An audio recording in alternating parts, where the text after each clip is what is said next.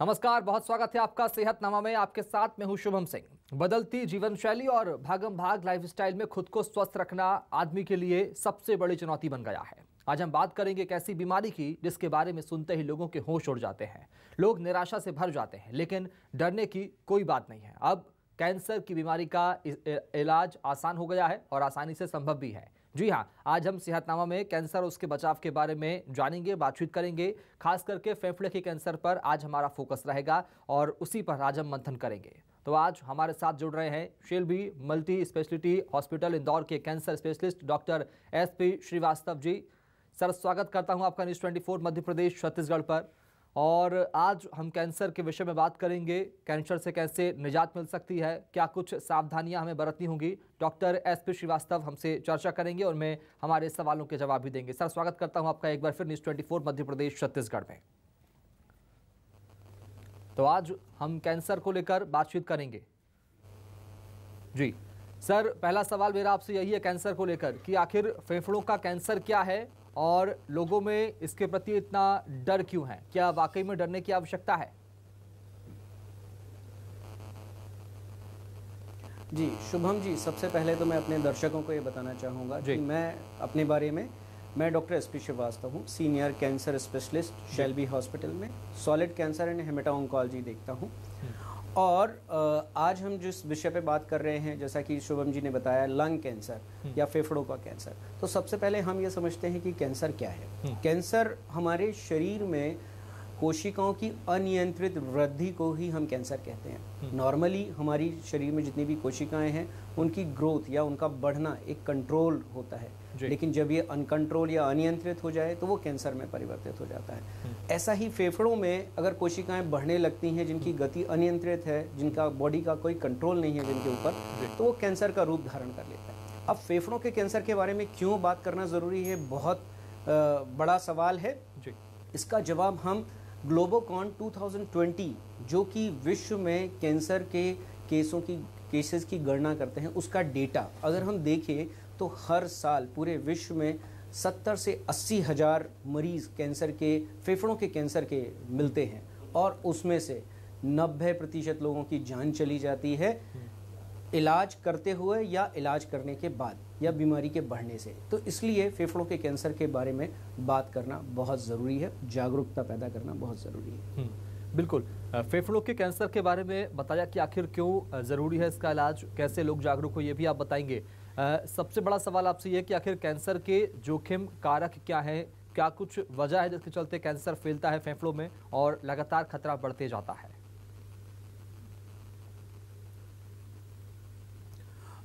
शुभम जी, फेफड़ों के कैंसर के बारे में मैं बताऊं तो ये सामान्य तौर पे 55 से 60 साल की उम्र के लोगों में ज़्यादा होता है। इसके जो रिस्क फैक्टर हैं या जिन कारणों से होता है उसमें सबसे ज़्यादा बड़ा कारण है जो कि लोगों को पता है, स्मोकिंग। या तो आप डायरेक्टली खुद स्मोक करते हैं या एक हम कहते हैं पैसिव स्मोकिंग, जो आपके साथ में कोई अगर आपका दोस्त खड़ा हुआ है और आप अगर उसके बगल में खड़े हैं और आप वो धुआं अपने अंदर ले रहे हैं तो आपको भी उतना ही रिस्क है। इसके साथ में ही रेडॉन गैस का एक्सपोजर, एस्बेस्टॉस जो कि फैक्ट्रीज में इस्तेमाल होता है, या अगर हम कहेंगे कि जो सबसे बड़ा कारण आज के समय में स्मोकिंग के बाद है वो एयर पॉल्यूशन है। सभी लोगों को पता है कि हम किस स्थिति की एयर में रह रहे हैं और उससे हमारे कैंसर होने की संभावनाएं बढ़ती हैं। इससे एक COPD या क्रॉनिक लंग डिसीज होता है और जो एक बहुत बड़ा रिस्क फैक्टर है। बिल्कुल, एक बात और पूछूंगा आपसे कैंसर को लेकर, फेफड़ों के कैंसर को लेकर सर, कि सबसे ज़्यादा संवेदनशील कौन होते हैं फेफड़ों के कैंसर के लिए? क्या कुछ आप समझते हैं इस बात को?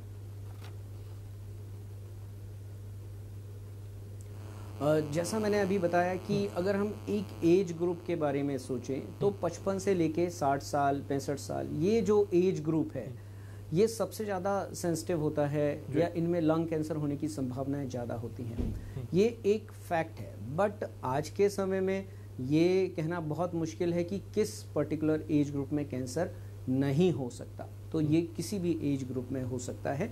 सामान्य तौर पे इसको एक रिस्क फैक्टर से जोड़ना चाहूँगा।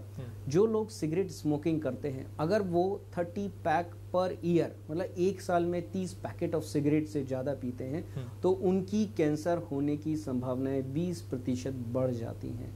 तो ये किसी भी एज ग्रुप में हो सकता है। डॉक्टर साहब, एक बात और आपसे समझूंगा श्रीवास्तव जी कि आखिर लक्षण की अगर हम बात करें, फेफड़ों के कैंसर के शुरुआती लक्षण, ताकि आसानी से हम समझ सके, उसे क्योर कर सके, समझ सके कि आखिर कैसे ये लक्षण फेफड़े के कैंसर के ही हैं, उसके लिए क्या कुछ सावधानी बरतें, कैसे निगरानी रखें और क्या कुछ लक्षण हो सकते हैं?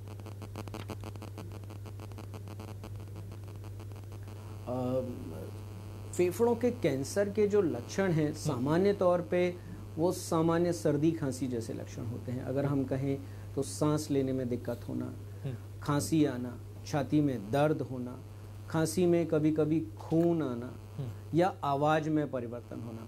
तो ये जो लक्षण हैं, अगर हम इनको कहें कि ये 3 हफ्ते से ज़्यादा अगर हमारे शरीर में बने हुए हैं तो लोगों को एक बार सोचना चाहिए कि कहीं ये कैंसर के लक्षण तो नहीं है, और तुरंत ही क्वालिफाइड और स्पेशलिस्ट डॉक्टर के पास जाकर एक जांच कराने की आवश्यकता है। ये तो बात हुई लक्षण की। सर, अब कारणों की अगर हम बात कर लें कि आखिर क्या कुछ प्रमुख कारण हो सकते हैं फेफड़ों के कैंसर के।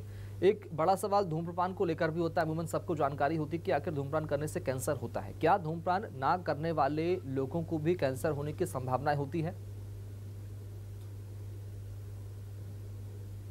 जी हाँ शुभम जी, ये बहुत अच्छा सवाल आपने पूछा है मुझसे कि जो लोग सोचते हैं कि जो धूम्रपान करते हैं उन्हीं को ही फेफड़े का कैंसर हो सकता है। बट मैं एक बात ये कहना चाहूँगा अपने दर्शकों को कि धूम्रपान ना करने वाले लोग, उनको भी कैंसर हो सकता है। अगर आप धूम्रपान कर रहे व्यक्ति के साथ में खड़े हुए हैं या उसके सहपाठी हैं, तो हो सकता है कि वो जो धुआं है वो आप अंदर ले रहे हैं और उतना ही हानिकारक है आपके शरीर के लिए जितना कि धूम्रपान करने वाले व्यक्ति के लिए हानिकारक है। तो धूम्रपान दोनों ही लोगों में बहुत बड़ा और मुख्य कारण है फेफड़े के कैंसर। हाँ, कारण तो बता दिया आपने। सर, एक बात और समझूंगा आपसे कि शुरुआती लक्षण नज़र आने पर डॉक्टर्स के पास जाएं, किस तरह से निजात पा सकते हैं, क्या किस तरह से लक्षण जो नज़र आते हैं, जैसा कि आपने बताया कि धूम्रपान जो लोग नहीं करते हैं उनमें भी कैंसर की संभावनाएं होती हैं, उन्हें किस तरह के लक्षण देखने को मिल सकते हैं जो लोग धूम्रपान नहीं करते, जो लोग शराब या सिगरेट का सेवन नहीं करते?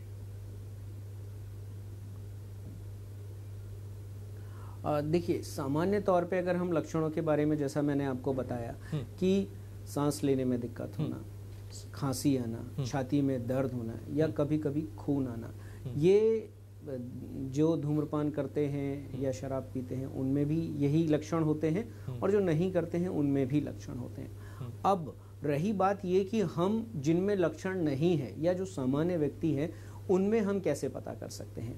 तो सामान्य तौर पे वो लोग जो सामान्य लोग हैं और 55 से 75 या 80 साल की उम्र के हैं, जो 15 साल से ज़्यादा समय हो गया है जिनको कि धूम्रपान छोड़ चुके हैं, ऐसे लोगों में हम एक सीटी स्कैन, जिसको हम लो डोज सीटी स्कैन कहते हैं, ये कर सकते हैं। और इससे अगर हमको कहीं फेफड़े के अंदर छोटा सा 4 मिलीमीटर से या 5 मिलीमीटर का कोई धब्बा दिखाई देता है तो ऐसे लोगों को हम आगे इन्वेस्टिगेशन के लिए जाते हैं। जैसे कि हम FNAC या पतली सुई से जांच कर सकते हैं, हम बायोप्सी कर सकते हैं, हम पेट सीटी स्कैन कर सकते हैं, और फिर जिस तरीके की भी बीमारी या जिस तरीके का टाइप आता है लंग कैंसर का, जो कि सामान्य तौर पे 2 तरीके के होते हैं, नॉन स्मॉल सेल कैंसर और स्मॉल सेल कैंसर, उसके अकॉर्डिंगली हम आगे फिर इलाज के लिए अग्रसर होते हैं। ठीक है, इलाज के लिए अग्रसर होते हैं। सेहत को लेकर कैंसर होने के बाद जब कैंसर की जांच हो जाए, पुष्टि हो जाए कि मरीज में कैंसर है, तो उसके बाद आप कैसे ट्रीट करते हैं? क्योंकि काफ़ी लंबा अनुभव आपका रहा कैंसर के मरीजों का सफल उपचार करने में, जैसा कि हमने सुना, आपने बताया, और क्या कुछ आपने देखा समझा, उसके बाद में ये भी जानना चाहूँगा कि किस तरह से आप ट्रीट करते हैं, क्या सलाह दी जाती है प्रमुखतः मरीजों को आपके द्वारा? जी, कैंसर के इलाज के पहले मैं ये बताना चाहूँगा कि जो मेरा 20 वर्षों का अनुभव है कैंसर इलाज में, तो काफ़ी परिवर्तन आया है आज के समय में कैंसर, और वो भी खास करके फेफड़ों के कैंसर के इलाज में। सबसे पहले तो हम कुछ जांचें करते हैं, जैसे कि सुई की जांच, जिसको हम बायोप्सी कहते हैं। उसके बाद में हम उस बायोप्सी में ये देखते हैं कि ये किस प्रकार का कैंसर है, नॉन स्मॉल सेल है या स्मॉल सेल है। उसके बाद हम सीटी स्कैन करते हैं फेफड़े का, पेट का, या हम पेट सीटी स्कैन करते हैं, और साथ ही साथ ब्रेन का एक एमआरआई करते हैं, जिससे हम देखते हैं कि ये बीमारी कहीं फैली तो नहीं है, और फैली है तो कितनी। फिर इसके बाद में हम ये देखते हैं कि उसकी स्टेज क्या है। स्टेज जैसे भी किसी भी कैंसर में अगर हम स्टेज के बारे में बात करें तो 4 स्टेज होती हैं, 1, 2, 3, 4। तो जिस स्टेज का है उसके हिसाब से हम आगे ट्रीटमेंट के लिए जाते हैं। अगर हम कैंसर के, फेफड़ों के कैंसर का ट्रीटमेंट के बारे में सोचें तो 3 पद्धतियां होती हैं, जिनको हम कहते हैं सर्जरी, रेडियोथेरेपी और कीमोथेरेपी। ये काफ़ी समय से प्रचलित हैं अब, लेकिन आने इस समय में, आज के समय में इम्यूनोथेरेपी और टारगेटेड थेरेपी, ये 2 थेरेपीज और जुड़ गई हैं इस इलाज में। तो अगर कैंसर शुरुआती अवस्था का है, स्टेज 1 और स्टेज 2 का है, तो हम ऑपरेशन के बारे में सोचते हैं या हम रेडिएशन थेरेपी के बारे में सोचते हैं।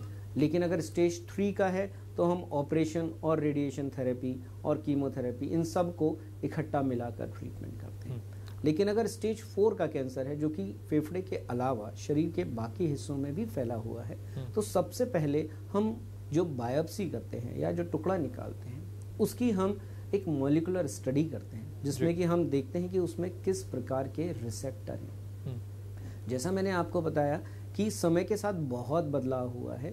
पहले, आज से 5 साल पहले, हम फेफड़ों के कैंसर का इलाज सभी मरीजों को एक जैसा करते थे, लेकिन आज के समय में मॉलिक्यूलर स्टडी के साथ में हम हर मरीज का कैंसर, उसमें जो मॉलिक्यूल उपस्थित है उसके हिसाब से उसका ट्रीटमेंट डिसाइड करते हैं। तो मुख्यतः ये जो टारगेटेड थेरेपीज हैं वो हर मरीज के लिए हो सकता है अलग हो, क्योंकि उसमें अलग अलग रिसेप्टर्स पाए गए हुए हैं या म्यूटेशंस पाए गए हुए हैं, और ये सामान्य तौर पे टैबलेट फॉर्म में होती हैं, कुछ इंजेक्शन, लेकिन मुख्यतः टैबलेट। इसी के साथ में अगर हम आगे सोचें तो अब हम इम्यूनोथेरेपी के बारे में भी बात करेंगे, क्योंकि इम्यूनोथेरेपी आज के समय में फेफड़ों के कैंसर के इलाज का एक मुख्य टाइप है कैंसर ट्रीटमेंट का। इसमें हम शरीर की इम्यूनिटी को बढ़ाते हैं, और इम्यूनिटी को बढ़ाने से, जैसा आप समझते हैं कि इम्यूनिटी जब आपकी अच्छी होती है तो बीमारियां ठीक हो जाती हैं, इम्यूनिटी बढ़ाने से बीमारी के ठीक होने की संभावनाएं बहुत बढ़ जाती हैं।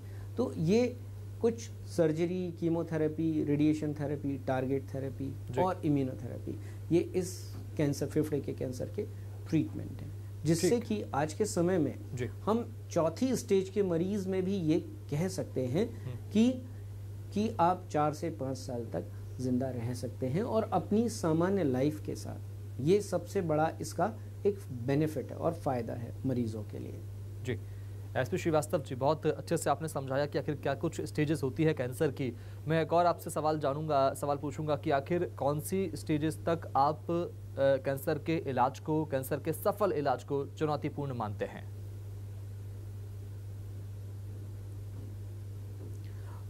जैसा कि मैं आपको ये कहना चाहूँगा कि स्टेज 1 और स्टेज 2, जब भी कोई भी कैंसर है, फेफड़े का कैंसर है या शरीर के किसी हिस्से का कैंसर है, स्टेज 1 और 2 में हम कह सकते हैं कि हम पूर्णतः सफलता प्राप्त कर सकते हैं इलाज से।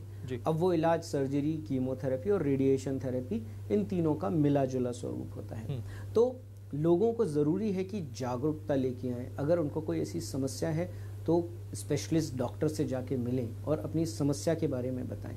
अगर अर्ली स्टेज में हमको कैंसर मिलता है तो हम कह सकते हैं कि हम लगभग 100% ठीक कर सकते हैं।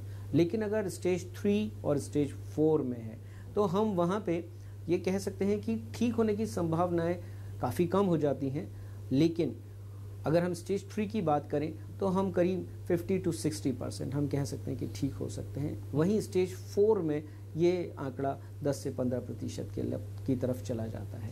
जी सर, कैंसर का मानसिक रूप से कितना असर पड़ता है व्यक्ति के स्वास्थ्य पर, व्यक्ति की सेहत पर? चूँकि कैंसर एक ऐसी बीमारी है जिसके बारे में सुनकर ही लोगों के होश उड़ जाते हैं, लोग घबरा जाते हैं।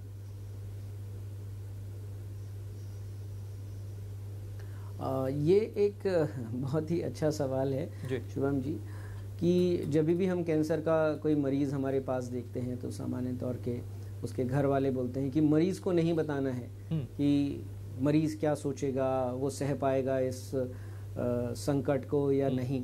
लेकिन मुझे लगता है कि मरीज की साइकोलॉजी को अगर हम डिस्कस करें कि आपको किस स्टेज का कैंसर है, आपको क्या क्या ट्रीटमेंट लेना है, आपको कितनी संभावनाएं हैं ठीक होने की, तो मैंने अपने एक्सपीरियंस में देखा है कि लोग बाग पूरी तरीके से कॉपरेट करते हैं बीमारी के बारे में जानने से। बाकी हाँ, साइकोलॉजिकली एक बहुत बड़ा आघात होता है, क्योंकि अचानक से आपकी सामान्य चलती हुई जिंदगी में एक बहुत बड़ा स्पीड ब्रेकर जैसा आ जाता है, जो कि आपकी पूरी आगे की लाइफ को डिस्टर्ब तो करता है। लेकिन मुझे लगता है कि उनसे खुलकर डिस्कशन करना चाहिए कि आपकी कौन सी स्टेज की बीमारी है, आपकी क्या बीमारी है, आगे इलाज लेने से क्या होगा, तो संभवतः हमको अच्छे परिणाम मिले हैं उसमें। जी सर, आज हम 2022 के दिसंबर में हम बात कर रहे हैं, 2023 की शुरुआत अगले महीने हो जाएगी। कोविड का काल भी हम सब ने देखा, उसका सामना भी किया। कोविड भी फेफड़ों की बीमारी थी, फेफड़ों पर इसका खास असर पड़ा। आपने भी कई मरीज देखे होंगे, उनका इलाज भी सफल किया होगा। एसपी श्रीवास्तव जी, समझूंगा आपसे कि क्या कोविड का सामना जिन मरीजों ने किया या जो कोविड की चपेट में आ गए थे, अगर उन्हें कैंसर की बीमारी होती है तो उनके लिए क्या कुछ खास उपचार शेल्बी अस्पताल में आपके द्वारा? जी, ये मैं बताना चाहूँगा कि कोविड के समय पे भी हमने कैंसर इलाज को बंद नहीं किया था कभी भी। हमको थोड़ा सा परिवर्तित करना पड़ा था उस इलाज को, क्योंकि कोविड अगर किसी मरीज को है और साथ ही साथ में उसको कैंसर भी हुआ है, तो अगर हम उसका इलाज करते हैं तो हमको दवाइयों की मात्रा, उनका रेशो और रेजिमेंट, जिसको कि हम कॉम्बिनेशन कीमोथेरेपी का या रेडिएशन थेरेपी का या सर्जरी का जो कहते हैं, थोड़ा सा हमको बदलना पड़ता है। लेकिन इलाज पूरी तरीके से संभव है और इससे बिल्कुल भी डरने की ज़रूरत नहीं है। जिनको कोविड हुआ था, अगर उनको कभी कैंसर होता है तो वो एक सामान्य इंसान की तरह ही पूरा ट्रीटमेंट अपना कंप्लीट कर सकते हैं। अगर हम उम्र के स्टेटस की बात करें कि सर किस उम्र के लोगों को कैंसर के होने की संभावना ज़्यादा होती है, क्या युवाओं में भी इसका खासा असर देखने को मिल रहा है? जी, जो अगर हम देखें, फेफड़े का कैंसर जो है 55 से 65 साल की उम्र तक के लोगों को ज़्यादा होने की संभावना रहती है। लेकिन ये अगर हम कहें कि युवावस्था के लोगों में भी होने की संभावनाएं बढ़ती हैं, क्योंकि जो स्मोकिंग या धूम्रपान जो एक रिस्क फैक्टर है बहुत बड़ा, वो ये जो हैबिट है ये युवावस्था के लोगों में बहुत ज़्यादा है। जिस तरह की थेरेपीज़ का नाम आपने लिया, समझाया हमें कि किस किस तरह की थेरेपीज़ का यहाँ पर इस्तेमाल आप करते हैं मरीजों के इलाज के लिए, कैंसर की अलग अलग स्टेज में, अलग अलग स्तर में कौन सी थेरेपी ज़्यादा लाभदायक, ज़्यादा कारगर साबित होती है, ये समझूंगा आपसे। शुभम जी, मैं इसके बारे में बताना चाहूँगा कि हर कैंसर का इलाज उसकी स्टेज के ऊपर निर्धारित किया जाता है। तो जैसा कि स्टेज पहली और दूसरी अवस्था के कैंसर में स्टेज में हम सर्जरी और कीमोथेरेपी और साथ में टारगेटेड थेरेपी, जो कि नया इसमें अपडेट आया है और अप्रूवल आया है, का इस्तेमाल करते हैं। लेकिन एडवांस स्टेज के जो फेफड़े के कैंसर है उसमें हम कीमोथेरेपी, टारगेटेड थेरेपी और इम्यूनोथेरेपी का इस्तेमाल करते हैं। टारगेटेड थेरेपी और इम्यूनोथेरेपी के इस्तेमाल करने से हम कह सकते हैं कि लगभग 50 से 60% संभावनाएं बढ़ जाती हैं कि बीमारी काफ़ी लंबे समय तक कंट्रोल में रहेगी। कैंसर के प्रति लोगों में जागरूकता कम है या लोगों को जागरूक करने की अभी ज़्यादा और आवश्यकता है, क्या आप इसे मानते हैं?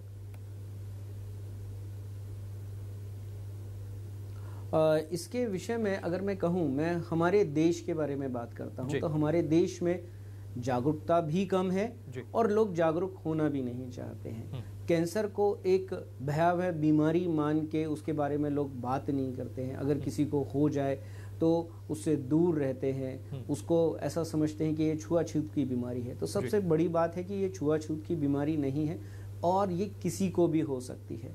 जिस तरीके से जो आंकड़े आ रहे हैं कैंसर के, अगर हम कहें तो अगले कुछ सालों में डायबिटीज़ या ब्लड प्रेशर या कार्डियक प्रॉब्लम जो होती हैं, उस तरीके से ये कैंसर्स हमको बीमार कर सकते हैं। तो इसके बारे में जागरूकता की ज़रूरत है, ये हमको भी बढ़ाना चाहिए। लोगों को ये समझना चाहिए कि छुआछूत की बीमारी नहीं है। अगर किसी को कैंसर होता है तो उसके बारे में खुद भी पढ़ें, उसको भी जानकारी दें और इसको और बढ़ाते जाएं निरंतर। जितना आप जागरूक होंगे उतना ही बहुत आसान होगा आपके लिए डॉक्टर का चुनाव करना, इलाज का चुनाव करना और अपने जीवन की सतर्कता को बढ़ाना। एचपी श्रीवास्तव जी, एक सवाल और आपसे समझूंगा कि लक्षण जब पाए जाते हैं कैंसर के किसी मरीज में, किसी व्यक्ति में या परिवार के किसी सदस्य में, तो कितने दिनों के भीतर डॉक्टर के पास पहुंचना सही होता है, ठीक होता है, और कैसे चुनाव करें सही डॉक्टर का, ये भी आपसे समझूंगा। चूंकि 20 साल का अनुभव आपका है और आज हम डॉक्टर एचपी श्रीवास्तव से बात कर रहे हैं, तो उनकी भाषा में, उनके शब्दों में हम समझें कि आखिर हम सही डॉक्टर का चुनाव कैसे करें ताकि सही और सफल इलाज हम फेफड़ों के कैंसर का करा सकें। देखिए, सामान्य तौर पे जो मैंने आपको बताया कि अगर कोई भी लक्षण जैसे कि सांस लेने में दिक्कत होना, खांसी आना, खांसी में खून आना, छाती में दर्द होना, आवाज़ में बदलाव होना, अगर ये 3 हफ्ते से ज़्यादा है तो हमारे दिमाग में एक शंका डालनी चाहिए कि कहीं ये कुछ बड़ी बीमारी तो नहीं है। और सामान्य तौर पे इस स्थिति में आप चेस्ट स्पेशलिस्ट को दिखाते हैं। अगर वो आपको कहता है कि ये कैंसर होने की संभावना है तो तुरंत ही कैंसर स्पेशलिस्ट जो कि एमडी और डीएम या सर्जिकल ऑन्कोलॉजिस्ट या मेडिकल ऑन्कोलॉजिस्ट जो हैं, उनके पास तुरंत जाकर इस बीमारी के बारे में पूरा निदान कराना चाहिए और आगे इलाज के बारे में सोचना चाहिए और डिस्कस करना चाहिए। बिल्कुल, जिस तरह से आपने बताया, आशावादी, प्रेरणावादी रहने के लिए, बने रहने के लिए, लोगों में डर का माहौल ना हो। अगर कैंसर की संभावना पाई जाती है या कैंसर की पुष्टि होती है शरीर में किसी व्यक्ति के, तो उसे स्वस्थ रखने, मानसिक रूप से उसका असर ना पड़े इस बीमारी का या इस बात की जानकारी का, उसके लिए क्या कुछ सुझाव आप मरीज को देते हैं, उसके परिजनों को देते हैं? उसके लिए मैं मरीज़ और मरीज़ के रिश्तेदारों दोनों के लिए ये सुझाव देना चाहूँगा कि इस बीमारी के बारे में अपने आप को जागरूक करें, सबसे ज़रूरी है। और जो भी आप बातें कर रहे हैं या जो जानकारी ले रहे हैं वो किसी कैंसर स्पेशलिस्ट से लें, ना कि सामान्य लोगों से या अपने जान पहचान के लोगों से। आप कैंसर स्पेशलिस्ट से जाएं, उनसे बातें करें और उनसे जानकारी लें। इंटरनेट पे भी काफ़ी कुछ जानकारी उपलब्ध है, वहाँ से भी प्राप्त कर सकते हैं, लेकिन उसको कंफर्म करने के लिए हमेशा कैंसर स्पेशलिस्ट से ही बातें करें। तभी आपके जो विचार हैं वो क्लियर हो सकते हैं, आपकी जो शंकाएं हैं वो दूर हो सकती हैं। तो बात करना ज़रूरी है, जागरूक रहना ज़रूरी है और डरना तो बिल्कुल भी नहीं है। जी, एक मामूली सवाल सर आपसे, आखिरी सवाल, कि आखिर खान पान का कैसे ध्यान रखें, खान पान में किन वस्तुओं को, किन डाइट्स को हम शामिल करें जिससे कैंसर के इलाज में हम सहयोग कर सकें?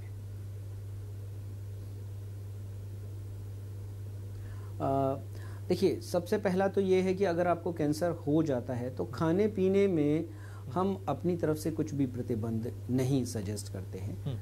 जो भी हम सामान्य डाइट है, नॉर्मल, वो हम खा सकते हैं उसमें, लेकिन हम जैसे ध्यान रखना चाहेंगे कि अच्छी डाइट, फलों का सेवन करना, फाइबर्स का इस्तेमाल करना, प्रोटीन्स का इस्तेमाल करना और अच्छे सेहतमंद रहना अपने आप को, ये ही ज़रूरी है। बाकी ऐसा कुछ प्रतिबंध नहीं है कि आपको ये खाना है और ये नहीं खाना, सब कुछ खा सकते हैं। कैंसर के दौरान में प्रोटीन का सेवन थोड़ा सा ज़्यादा करना होता है जिससे कि हमारी कोशिकाओं को कीमोथेरेपी का जो ट्रीटमेंट चल रहा है उसको सहने की शक्ति मिले।